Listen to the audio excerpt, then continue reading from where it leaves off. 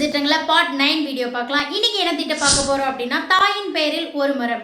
அதாவது இந்த திட்டம் எப்ப தொடங்கினாங்க அப்படின்னா 2024 ஜூன் 5ஆம் தேதி இந்த திட்டமானது தொடங்கப்பட்டது. ஜூன் 5ஆம் தேதி சுற்றுச்சூழல் தினமாக கொண்டாடப்படுகிறது. அதனாலதான் அன்னைக்கு இந்த ஸ்கீமை லான்ச் பண்ணிருக்காங்க. ஜூன் 5, 2025ல 140 மரக்கன்றுகளை நடப்பட்டிருக்குன்னு சொல்லியிருக்காங்க.